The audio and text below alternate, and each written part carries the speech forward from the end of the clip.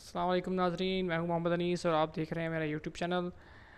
जनाब, आज हम बात करेंगे तीन चीज़ों पर। सबसे पहली तो चीज़ ये कि इमरान खान साहब ने बहुत बड़ा बयानिया बनाया, अमेरिका मुखालिफ एब्सोल्युटली नॉट।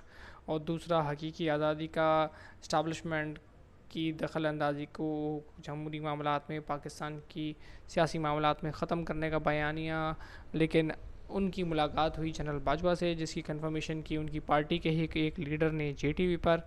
इसके बाद उनका ये बयानिया तो ख़त्म हो गया। दूसरा बयानिया था जनाब अमेरिका के ख़िलाफ़। अमेरिका के ख़िलाफ़ जो बयानिया है वो इस तरह ख़त्म हो गया कि उनकी एक अमेरिकी नुमाइंदे से मुलाकात हुई, जो कि फ़िलहाल तो सफ़ीर नहीं है लेकिन एक थिंक टैंक से उनका ताल्लुक़ है, रॉबिन राफ़ेल।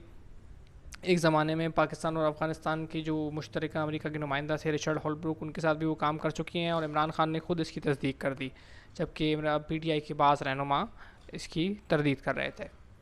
और तीसरी और आखिरी चीज़ हम बात करेंगे कि इस सारी सूरत हाल में मुस्तकबिल क्या होगा, क्या इलेक्शन नज़दीक है। तो नाज़रीन, सबसे पहले हम बात कर लेते हैं पहले टॉपिक पर। जी हाँ, बहुत अरसे तक इमरान खान ये बयानिया बनाते रहे कि जनाब उनको अमेरिका ने निकाला है। उनके पास एक साइफ़र भी था डोनाल्ड लू का, जिसमें डोनाल्ड लू ने पाकिस्तान की इस्टेब्लिशमेंट को शायद मुखातिब करके कहा था। मैंने वो साइफ़र नहीं देखा, इसलिए मैं उस पर ज़्यादा बात नहीं कर सकता। और वो नेशनल सिक्योरिटी काउंसिल में भी ले गए, ये तस्दीक हो गई कि जी हाँ, नो कॉन्फिडेंस मोशन की बात थी। ये बात थी कि अमेरिका सख्त नाराज़ है और इमरान खान को हटा दिया जाए तो ये नाराज़गी दूर हो सकती है। तो नाजरीन, और बहुत सारे वावेला मचाया PTI ने, इमरान खान ने, यहाँ तक कि TV पर अपने नो कॉन्फिडेंस मोशन कामयाब होने से पहले इमरान खान ने TV पर बैठ के अमेरिका का नाम लिया। ये पाकिस्तान की तारीख में कभी नहीं हुआ। ना सिर्फ अमेरिका का नाम लिया, बल्कि अमेरिका पर डायरेक्ट इल्ज़ाम लगाए। डोनाल्ड लू जो अमेरिकी सफ़ीर हैं, उन पर बाकायदा नाम लेकर उन पर कोई इल्ज़ाम लगाए, अमेरिकी चैनल पर बैठ के उनका नाम लिया। बड़ी हैरत की बात है, पाकिस्तान में आज तक कभी ऐसा नहीं हुआ था, क्योंकि पाकिस्तान बहुत हद तक मकरूज़ है अमेरिका का। खैर, उस पर भी बात करेंगे। तो नाज़रीन, दूसरा जो है वो उन्होंने फिर एक जलसे में मीर जाफ़र का नाम लिया, जिस पर वो फ़ौरन ही यूटर्न ले लिया उन्होंने। और जनाब फिर जनाब हकीकी आज़ादी, इस्टेब्लिशमेंट की मुदाखलत से आज़ादी। और फिर अचानक उन्होंने काफ़ी हद तक अपना बयान अमेरिका की तरफ मोड़ लिया। लेकिन बहरहाल गाहे बगाहे उनके ख़ुद भी और उनके पार्टी के लीडर भी, फिर इसके बाद जनाब शहबाज गिल साहब ने एयरवे न्यूज़ पे जो कहा, इसके बाद जनाब, और जिसको एयरवे न्यूज़ ने फ़ौरन लाताल्लुक़ का इज़हार कर दिया। लेकिन शहबाज गिल के जो अल्फाज थे उस पर वो जेल भी गए और रिहा भी हो गए। अब जनाब दूसरा जो पहला बयानिया तो ये था कि जनाब इस्टेब्लिशमेंट की मुदाखलत, सॉरी अमेरिका की मुदाखलत। फिर जनाब दूसरा बयान था इस्टेब्लिशमेंट की मुदाखलत। तो नाजरीन, सबसे बड़ी बात ये कि अमेरिका की मुदाखलत वाले बयान तो उन्होंने तभी ख़त्म कर दिया था जब अमेरिका में एक PR एजेंसी को हायर किया गया, जिसने PTI के न सिर्फ PTI के मफादात का दिफा किया अमेरिका में, ये बावर कराने की कोशिश की अमेरिका में कि इमरान खान सबसे बेहतर है पाकिस्तान के लिए। PR एजेंसी थी, उसने बहुत जगहों पे इमरान खान की हिमायत में आर्टिकल भी छपवाए, बड़े बड़े अखबारात में आर्टिकल छपवाए, न्यूयॉर्क टाइम्स में, वाशिंगटन पोस्ट में। तो नाज़रीन, फ़ॉरेन पॉलिसी मैगज़ीन को मैं बड़ा क्रेडिबल समझता था, लेकिन जब ये PR एक्सरसाइज मैंने देखी तो मुझे भी बड़ा अफसोस हुआ। और जनाब फिर जनाब एक ख़बर चलती है कई चैनल्स पे कि अमेरिका की किसी नुमाइंदे से इमरान खान की मुलाकात हुई है, लेकिन फवाद चौधरी और दीगर रहनुमा उसकी तरदीद कर देते हैं। और जनाब फिर कामरान खान का शो आता है, और कामरान खान के शो में इसी हफ्ते इमरान खान ने इस बात को तस्लीम किया कि एक अमरीकी नुमाइंदा रॉबिन राफ़ेल, जिसके बारे में वो कहते हैं कि उसको पहले से जानते थे। से ये रॉबिन राफ़ेल जो है, ये रिचर्ड हॉलब्रुक के साथ इन्होंने काम किया है। पाकिस्तान और अफ़गानिस्तान के नुमाइंदे थे अमेरिका के स्पेशल। कुछ अर्से पहले इनका इंतकाल हो गया, उनके साथ भी काम किया रॉबिन राफ़ेल ने। लेकिन इमरान खान का कहना ये है कि उनको पहले से जानते थे, लेकिन बहरहाल ताल्लुकात अच्छे करने की कोशिश की। एक रियलिटी चेक भी है PTI के लिए।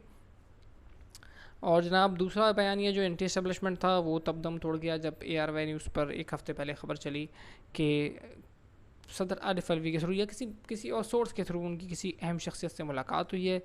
और कल जो है वो GTV पे बैठ कर PTI के एक रहनुमा ने तस्लीम कर लिया कि इमरान खान की प्रेसिडेंट आरिफ अलवी की कोशिशों से प्रेसिडेंट हाउस के अंदर जनरल बाजवा से, जी हाँ, आर्मी चीफ जनरल बाजवा से मुलाकात हुई है। PTI का ताल्लुक़ उससे है या नहीं है, लेकिन एक बहुत बड़ा सोशल मीडिया कैंपेन चली है जो कि PTI के फेवर में है। मैं ये नहीं कह रहा कि PTI चला रही है, बिकॉज मेरे पास सबूत नहीं है। PTI के फेवर में है, लेकिन जनरल बाजवा के अगेंस्ट है। डॉक्टर फातिमा के PTI बाजवा कोट्स, जनरल बाजरा के नाम से अकाउंट्स बने हुए हैं सोशल मीडिया पर, जो कि मुसलसल जनरल बाजवा के ख़िलाफ़ ट्वीट्स कर रहे थे। बिल्कुल मैं काबिल मज़म्मत है बिल्कुल। तो इसके बाद अचानक से इतना बड़ा यू टर्न ले लिया, जनरल बाजवा से मुलाकात हुई। इसके बाद काफ़ी लहजे में इमरान खान की नरमी भी आ गई। आज भी अगर आप खान साहब की स्पीच सुने तो उसमें किसी पे डायरेक्ट क्रिटिसिज्म नहीं था, ना अमेरिका पे ना जनरल बाजवा पे। अच्छा, शायद इसी मुलाकात के समरात थे कि शहबाज गिल साहब की आराम से आज ज़मानत पे रिहाई हो गई। पहले जब भी ऐसा कोई मामला होने जाता था तो कोई ना कोई मसला हो जाता था, लेकिन शहबाज गिल साहब रिहा नहीं हो सकते थे। खैर सारी इस बात का लबे-लबाब ये है कि कहीं ना कहीं कोई सेटलमेंट हो गई है। अब सेटलमेंट अच्छे के लिए हुई है, बुरे के लिए हुई है, इलेक्शन नज़दीक है या नहीं है, ज़रा उन चीज़ों का भी जायज़ा ले लेंगे हम। लेकिन पहले एक बड़ा अहम पॉइंट है कि अगर इमरान खान ने इतना बड़ा यू टर्न ले ही लिया है, अमेरिका की ग़ुलामी कबूल कर ही ली है, और जनरल बाजवा को भी के साथ भी सेटिंग हो गई है, ख़ुद ही उन्होंने वहाँ उस पर इमरान खान के शो में कहा कि उनको इस पर भी कोई एतराज़ नहीं है कि जनरल बाजवा को एक्सटेंशन दे दी जाए इलेक्शन तक, और इसके बाद ये मामला ये मतलब आर्मी चीफ़ की तैनाती का मामला जो है वो मौखर कर दिया जाए, और नई जो हुकूमत आए जो कि अवामी हुकूमत हो, ज़ाहिर ये हुकूमत इत्तेहादी हुकूमत है, और ज़ाहिर एक माइनॉरिटी पार्टी जो असम्बली में माइनॉरिटी पार्टी है उसका नुमाइंदा यानी शहबाज शरीफ 84 सीट्स जिस पार्टी की हैं वो वज़ीर-ए-आज़म बना हुआ है, और जो बहरहाल जमहूरियत के लिए नुकसानदेह है, मैं कभी भी इसकी हिमायत नहीं करूँगा। तो जनाब वो जो नई हुकूमत आए वो नए आर्मी चीफ़ का तकर्रुर करे, और ख़ान साहब की फरमाइश नहीं है, मतलब वो इस पर राज़ी है कि अगर चलें ठीक है फ़िलहाल general Bajwa as an army chief continue करें। लेकिन जनाब हुकूमती हल्कों का इस पर एतराज़ ये है कि जब इमरान खान साहब हुकूमत में ही नहीं है, पार्लियामेंट में ही नहीं है, तो ये सारे फैसले करने का इख्तियार उन्हें किसने दिया, कैसे दिया।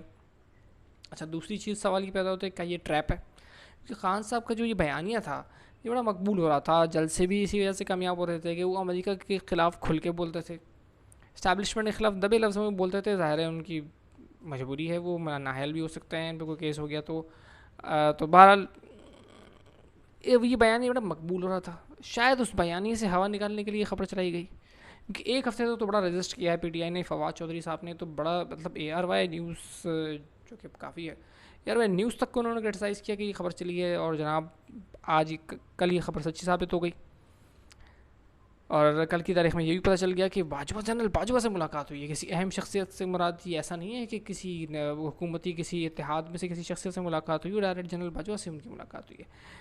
तो अब ये तो सारे बयानी की हवा तो निकल गई।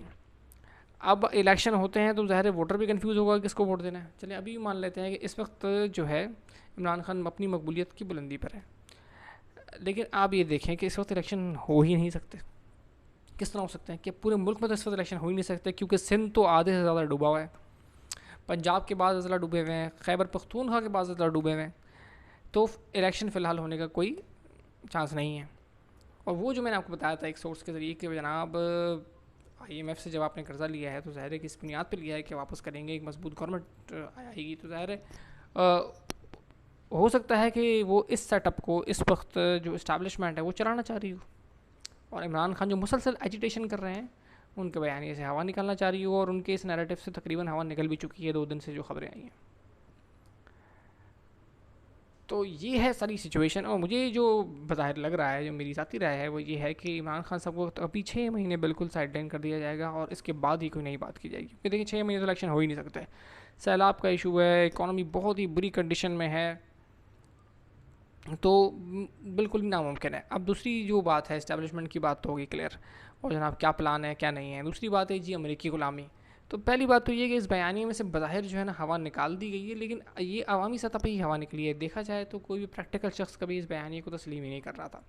इसकी अमेरिकी ग़ुलामी क्या है, पाकिस्तान को इस तरह की अमेरिकी ग़ुलामी क्यों करनी पड़ रही, इसकी बहुत बड़ी वजह यह है कि ये अमेरिकी ग़ुलामी सिर्फ पाकिस्तान को नहीं करनी पड़ रही, ये तकरीबन अफ्रीका के सारे ममालिक, जितने भी कमज़ोर ममालिक हैं जो कि अमेरिकन कैंप में हैं, उन सबको करनी पड़ रही है। जी हाँ, क्योंकि इस वक्त इंटरनेशनल ट्रेड सारा डॉलर में होता है, कर्ज़ा आपको डॉलर में मिलता है, और सितम ज़रीफ़ी की बात यह है कि वापस भी डॉलर में ही करना होता है। अब आप मुझे बताइए, एक मुल्क है वो कर्ज़ा लेता है, पाकिस्तान का अक्सर पाकिस्तान बार बार IMF प्रोग्राम में इसीलिए ज़्यादा रहता है, कर्ज़ा आप लेते हैं, आप उसको डेवलपमेंट में सही लगा नहीं सकते, फिर वो उस कर्ज़े का आपने सूद देना भी है, आप उसको सही यूटिलाइज़ नहीं कर सकते, फिर उस कर्ज़े का आप सूद देने जाते हैं, सूद आप डॉलर में देते हैं, आपकी करेंसी डीवैल्यू होती है इस दौरान। इस वक्त पाकिस्तान में 225 रुपये का डॉलर चल रहा है, तो नाजरीन वही 225 रुपये का आपको डॉलर जमा करके अमेरिका को वापस करना होता है, मुसलसल फंसे रहता है। अच्छा, जब कर्ज़ा आपने ले लिया तो अब अमेरिका के ख़िलाफ़ आप कुछ किसी भी वक्त जाएंगे तो आप वहीं फंस जाएंगे। जी हाँ। और दूसरी चीज़, बड़ी टेक्निकल बात है, confessions of an economic hitman एक किताब आती है। जब ये अमेरिकी और इदारे और जब ये इस तरह के इदारे कर्जा देते हैं तो बहुत सारे लोग रिव्यू के लिए आते हैं इस मुल्क में, पाकिस्तान में तो बहुत दफ़ा हैं। अब ये होते हैं हिटमैन जनाब, इकनॉमिक हिटमैन होते हैं। ये आपसे कहते हैं कि जी कर्ज़ा आपने लिया है, ये इस तरह का इंफ्रास्ट्रक्चर बना लें, ये बस बना लें, ये ट्रैक बना लें, ये पुल बना लें। अच्छा, ये पुल बनाने के लिए अमेरिकी कंपनियों की खिदमत हासिल की जाती है, यानी ये पैसा जो कि आपने अपने मुल्क के लोगों के लिए लिया है ये भी वापस अमेरिका ही चला जाता है, क्योंकि पाकिस्तान में दीगर तरक्की याफ्ता तरक्की पजीर ममालिक में ऐसी कोई बड़ी कंपनियां नहीं हैं जो इस लेवल का इंफ्रास्ट्रक्चर का काम कर सकें।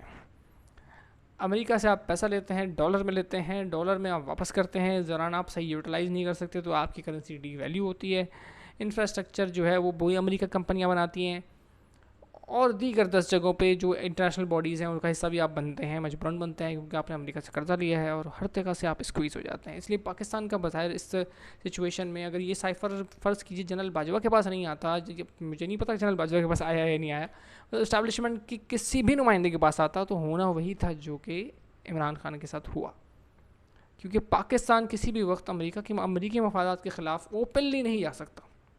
जैसे कि मैंने पिछले लेक्चर में आपको बताया था कि एब्सोल्युटली नॉट कहना, वो मीडिया पे कहना, ये डिप्लोमेटिक नॉर्म्स के भी खिलाफ है। अगर अमेरिका का सदर भी इस तरह की बात करता किसी भी